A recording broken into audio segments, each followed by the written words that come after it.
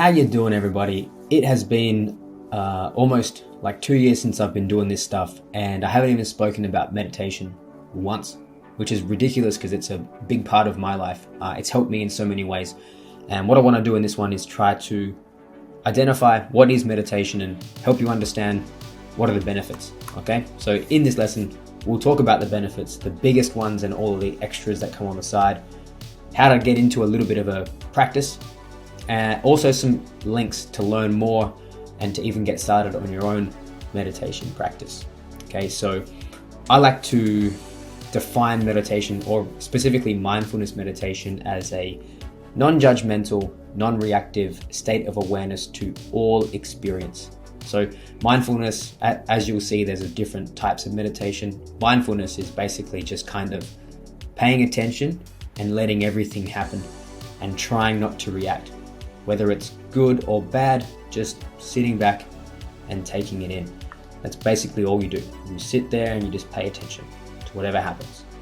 And it has incredible benefits as well. So I think the easiest way, or the biggest benefit that I really got from this, is my ability to take what's going on inside my head or in my emotions. You used to get caught up in that. So when you feel happy or sad or angry, you are angry. Like every part of you is angry. But once I started meditating, I was able to kind of separate the emotion and myself. So instead of like being angry, I was able to see anger. It was like out in front of me, and it no longer had a hold of me anymore, or anxiety or whatever it was. Instead of being anxious and suffering, I was able to step back and look at it as if it's like a movie happening in front of me. So that is known as like in a good way, disassociation with your emotions. So it doesn't own you anymore. Okay, it's unable to kind of affect you as much. And that's straight up one of the biggest and most important things I got from meditation, was able to separate my internal environment. Also, another huge one, being more present in the moment. Because you're sitting there every day and you're just being present, it makes you a whole lot better at appreciating all the little things. And that's really what life is. It's just a bunch of little things that we repeat over and over again. So if you can enjoy those little things, it really makes a big effect to your overall happiness. And then I'll list some more that you find in the literature. So people will have reduced stress. If you got a hard, stressful life environment, meditation helps.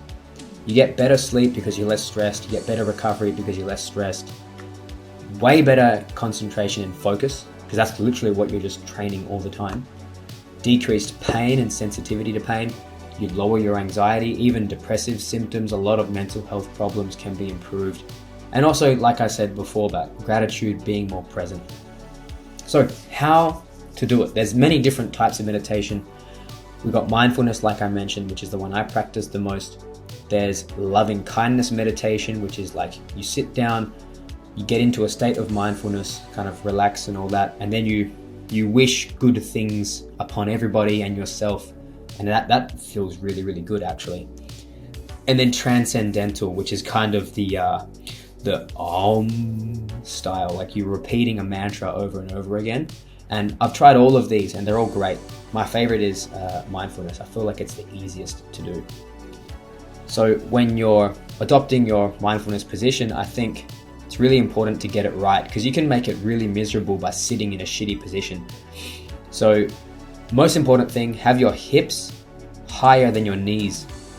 Okay, you see a lot of people like sitting ass on the floor. It's just horrible because your knees are all the way up and your hips get really uncomfortable. So a nice cushion or something really big under your hips. This guy's got something in the lower back. Important thing is you want to have your upper back free from anything, because if you sit back, you're kind of disengaged. You want to be sitting up and attentive. Okay, your body needs to express what your head does. So you need to be at attention, sitting up tall, because that's what your mind will do. So hips above knees, sitting at attention. And I like to put cushions under my elbows because it helps my arms relax a little more. And then this is a little kind of diagram I made about what a general meditation session looks like. So you start wide. So you're sitting there, you're getting comfortable, you're not paying attention to anything in particular. You start listening to sounds around you. pay attention to noises. Then you turn inwards and start paying attention to your body. Like, what do you feel? I can feel my bum sitting on the seat. I can feel my feet on the floor. I can feel my head feels heavy. You're paying attention to your body. Then the state of your mind. Do I feel happy, relaxed, upset? What's going on? The whole point is you're being really curious. You're not trying to block anything away or change anything. And then usually you have a peak concentration. So for most people in a mindfulness practice, it's something like paying attention to just the breaths, counting your breaths from 1 to 10. And when your mind wanders off, which it will do, you just bring it back again. More on that in a moment. And then you do that for whatever, you try to do 10 rounds of that, and then you start pulling yourself out again. So then we focus on, how do I feel right now? What's going on in my head? What's going on in my body? How does my back feel? How does my bum feel? And then listening to everything around you. So what you'll notice, if you sit down and you pay attention to something for even 30 seconds, you'll notice your head, your mind will wander all over the place. And that's really the most important thing about meditation, is that your mind will wander. The important thing is not to react. Don't get upset. Don't try to change that, really. Just go, okay, my head's wandered off. Let's bring it back again. And so every time you do that, it's like doing a bicep curl. It's good that your mind wanders because you can bring it back. And every time you bring it back, you're strengthening your concentration. You're bringing your head back to where it should be. Okay? But of course, it'll wander off again. That's okay. It gives you another opportunity to concentrate yet again and strengthen your concentration and focus. All right, links. So where are some good places to learn meditation? So Headspace is a great app. Headspace is really, really like just person friendly. It's really simple. It doesn't get too spiritual or like metaphysical or anything. They also have a 10-day free trial. Last time I checked, they might not have it anymore, but they allow you to get at least started and get an idea. Headspace app. Then there's Waking Up, one of my favorites because of Sam Harris. I'm a huge fan. This one's a bit more kind of complicated. It might be a bit tough if you're really new to meditation. It's a bit more on the complicated side, but very, very good, and it's got so much content in there. Then this is also a free one, Insight Timer, completely free. Last time I checked, again, I haven't used this in a little while, but there's like almost 2,000 different meditation instructors, and you can just go through, just find a meditation one that you like and listen to it. Okay, they're all guided. These are all guided. Okay, which is important when you get started, is to use guided meditation. Then some books. Easiest place to start, Miracle of Mindfulness. Okay, really small book, easy to understand. Full Catastrophe Living. If there's a lot going on in your life, if you're under a lot of pain or distress, this one is awesome. Okay, it really teaches you how to live with basically anything. Like, you could be dying, and this book will help you. I guarantee it. And then Sam Harris's Waking Up.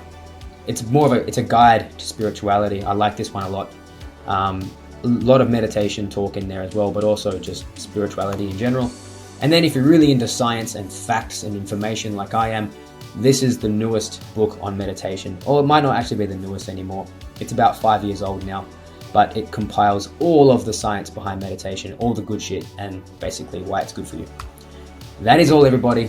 Thank you for watching. This has been a little bit of a long one, but something that I really love. So yeah, get out there and have a sit and think.